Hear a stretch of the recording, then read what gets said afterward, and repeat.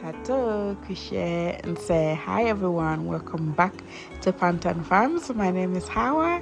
In today's video, I just wanted to give you a bit of update on our birds and just tell you some of the things that we've been doing so far. So at the moment, looking at them in that video in front of you, they are about 14 weeks old and they have been doing such an amazing job. They've grown well, they've adjusted really well to the environment, so they look really healthy. And yeah, I'm really excited about these birds. So I did say that I would do a full review of the birds after the brooding and laying process. I will definitely do that video, but at this stage, so far so good. They have been very good birds. They're growing really well. So when we decided to bring the birds onto the farm, we had a lot of people saying the raining season is not the best time to have brooding or do brooding, especially in Liberia, most especially because it rains so much. But we decided to go with it and we got the birds in the country during the raining season. And for me, I have to say that they have really done well. And I must say that our team have done an amazing job, a really good job. I can't emphasize how amazing they have been with the biosecurity and following it to the T. So they've done such a good job in that regard.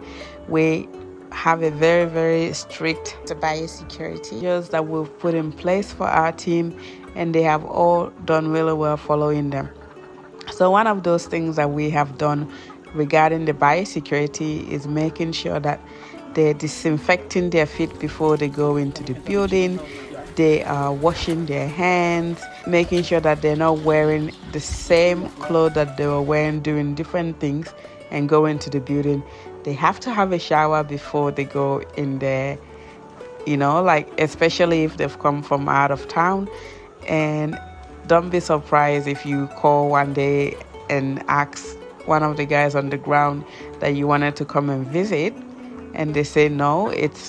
Don't take it as an offense or take it as though we're trying to hide anything. No, it's just because it's our biosecurity and we're trying to keep the birds very safe. And to do that, we can't have so many visitors on the farm, so it would not be, please don't be offended if that ever happens.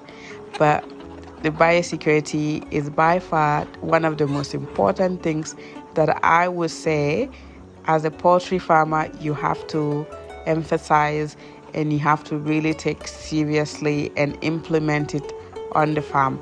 So you can't just have a biosecurity plan and not implement it. If you don't implement those biosecurity measures that you've written down, then obviously it's not going to work and you get diseases on your farm and you lose birds.